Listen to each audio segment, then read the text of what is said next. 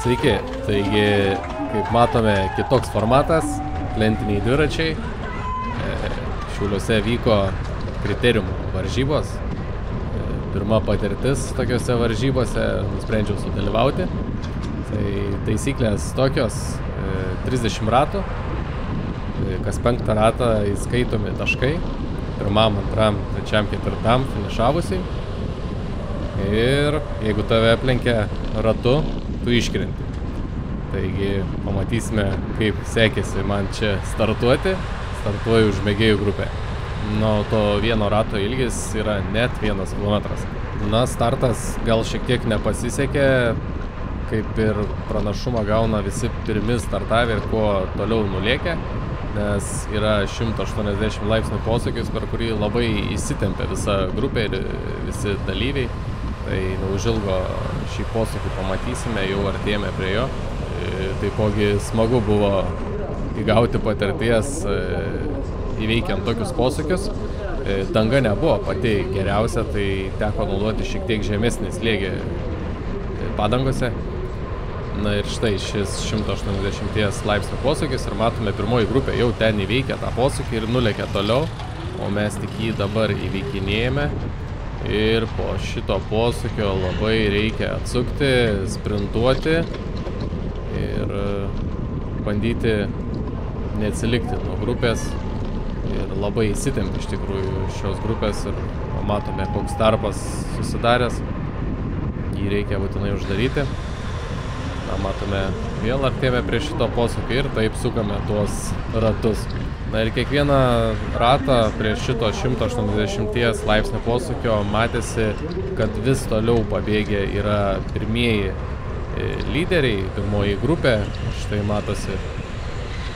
Ir taip kiekvienu ratu vis matosi, kad jie toliau ir toliau.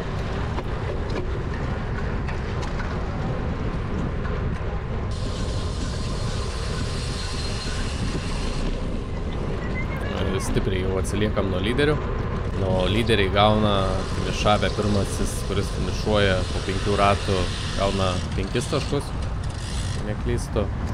Ir gerai pamenu, antras finišavęs gauna 3 taškus, trečias finišavęs gauna 2 taškus, ketvirtas finišavęs gauna 1 tašką.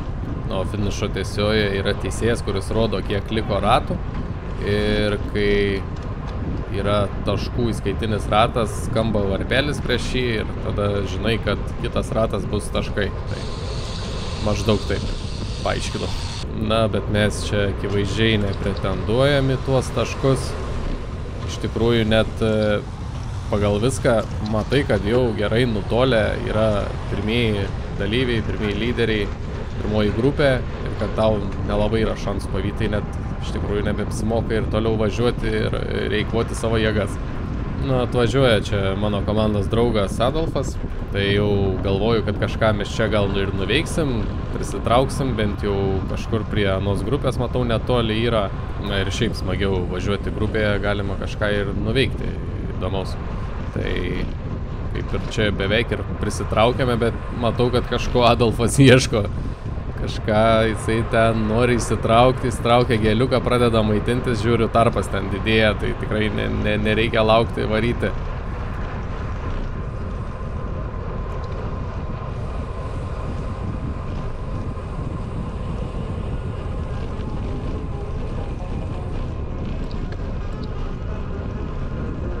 Na ir ar pamatysime lyderius dar šitame posūkyje?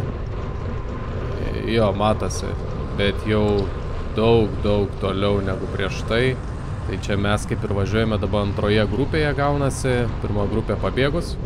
Na, o tarp ten tų lyderių ir mūsų komandos narys Deividas Bujudas. Naujokas mūsų komandoje, kuris pakėlė standartus mūsų daug aukščiau. Puikiai jam sekasi ir plento varžybose, ir gravelio varžybose, taip pat nori išbandyti ir MTB varžybas. Tai Smagu turėti stiprių komandos narių, su kuriais kartu gali tobulėti. Na, o čia matome, kad šiek tiek vargstu. Bandau prisivyti ant antrąją grupę, kur susidarė tarpas. Ir kurį laiką čia vienam tenka varyti.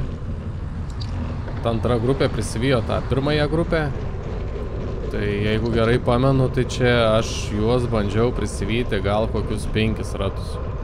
Tiesiog maksimum variau ir bandžiau prisivyti, tai beveik jau priartėjus, jie vėl atitolsta.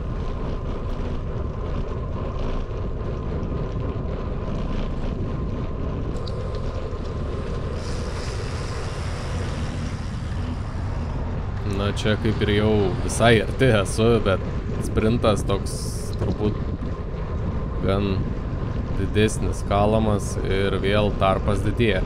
Na ir čia jau matau, kad ta grupė jau nebe tokia, kaip prieš tai buvo, jau išsitempė jinai, daug kas atkrito ir subirėjo, o priekis dar toliau nuvažiavo.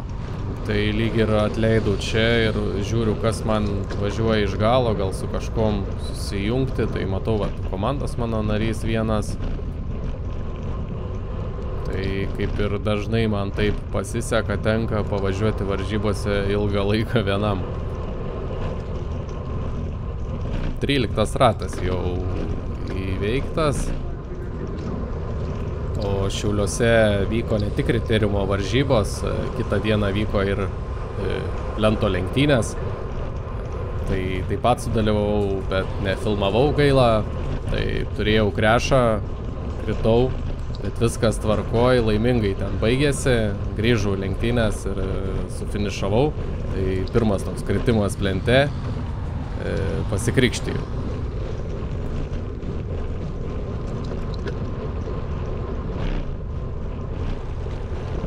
Na, ir pagaliau prisivėjo mano komandos narys Mažvydas Bartašis. Jau esat matę iš Gravelono pilis jį. Tai kažkiek pavažiuosim dabar kartu, bent jau nebe vienas, tai 16 rate va, susitikom. Ir jeigu gerai įsižiūrėtumėt, pamatytumėt, kad jis važiuoja su graveliu.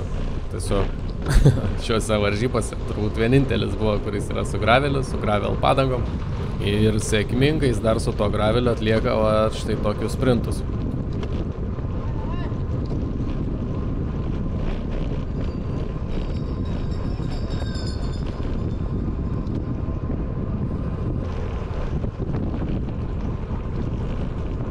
Ir 21 jau ratas ir už mūsų čia važiavo dar kokie 4 Hiltusai, bet paskui jie atkrito kažkaip, kai sprintavom į finišą, tai liko lyg vienas, tai mes čia 3 darbuojamės, po biškį pasikeisdami su Mažvydu. Ir štai pamatom, kad atvažiuoja mano komandos narys lyderis. Tai jis mumis aplenks ratu ir mes iškrisime tiesiog. Tai dar bandome kovoti dėl neiškritimo. Čia jau lyderio nebesimato, reiškia, jis mums už nugaros jau važiuoja. Tai viskas kaip ir jau aišku, dar čia kažkiek pasispardom.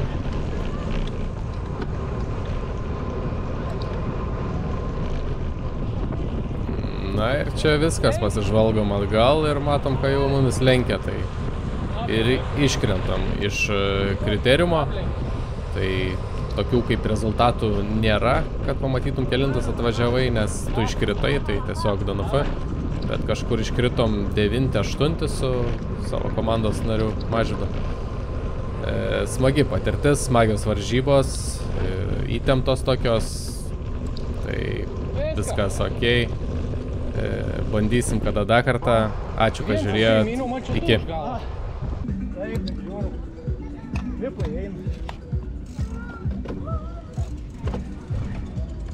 Ką, gerai su graveliu, ne?